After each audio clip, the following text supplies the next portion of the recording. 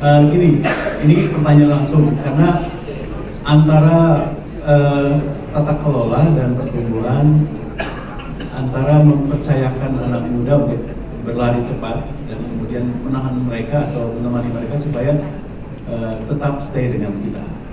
Saya sekarang setelah saya retire, saya dipercayakan sebagai komisioner independen di dua company dan saya ketemu dengan millennials yang di direktur, direksi maupun Gen Z yang menjadi tim manajemen. Dan ternyata tiba-tiba ada yang pindah gitu. Padahal baru 2 tahun kerja itu Kak Insan. Dulu yang namanya kerja itu kan 2 tahun masih terlalu cepat ya kalau pindah. Ya bentar Pak, udah 2 tahun katanya gitu. Padahal bagi saya baru 2 tahun.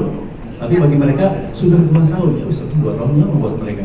Pertanyaan saya kepada Kak Direktur adalah gimana itu ya supaya retensi good talent, supaya mereka, kami sudah bicara soal bagaimana supaya pay performance, kemudian juga engagement, dan kemudian mentoring coaching, supaya kita bisa mengidentifikasi potensial problem yang muncul dan kemudian bisa mitigasinya. Tapi tetap aja tingkat turnover itu cukup besar dibandingkan dulu Kak Insan tahun 80-90-an.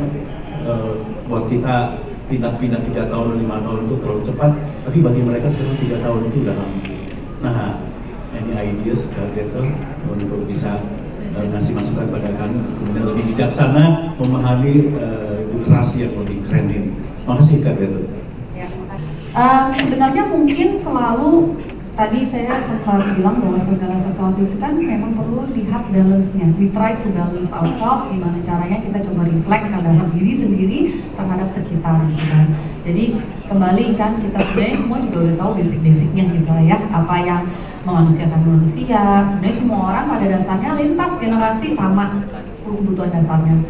Ingin merasa dihargai, tahu yang mereka lakukan ini sebenarnya dampaknya apa, kemudian melihat sebenarnya mereka kalau misalnya stay atau ke depannya akan apa sih?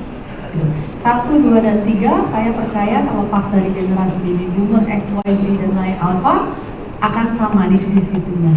Kembali itu yang kemudian membuat kita reflecting. Oke, yang kurang apa? Dan lainnya. Tapi kemudian dibalance dengan lihat market dari sisi turnover rate Pak.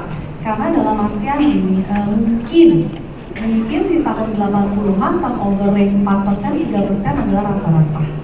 Tapi mungkin kembali karena setiap industri berbeda. Mungkin sebenarnya rata-rata yang menjadi sudah normal adalah sekarang 11% misalnya di industri spesifik. Dan jadi kembali itu sesuatu yang perlu kita juga amini dan terima. Saya pernah nonton juga orang, mungkin kalau saya suka bunga gitu ya, ada orang yang bunga, kita bunga nih dapat buket bunga, gimana cara merawatnya supaya bisa baik, tetap kita kasih nikel lah, kita kasih air dingin dan lainnya. Tapi at the end of the day mungkin ada hal-hal yang memang kalau kita sudah berusaha semuanya dan dia tetap pergi, ya memang waktunya pergi.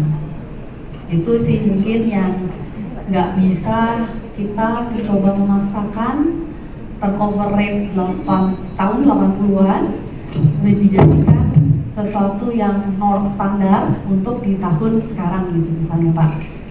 Selama kita sudah kadang jujur yang anak muda sininya dilupakan, dia langsung ke sini, biarin aja pergi. Tapi lupa untuk ngacak. Jadi ngacaknya tetap perlu ada, tapi at the same time melegowokan bahwa ya standar turnover rate-nya memang segini nih sekarang, sehingga strateginya, effortnya ada yang lebih ditingkatkan terhadap rekrutmennya. Akhirnya rekrutmennya yang pipanya harus lebih dibesarkan. Tapi dengan catatan yang tadi ya, kita sudah harus tahu dulu basicnya sudah ada, secara market rate normal atau enggak turnover rate kita. Mungkin tanpa bermaksud ini saya coba jawab seperti itu Pak. Terima kasih.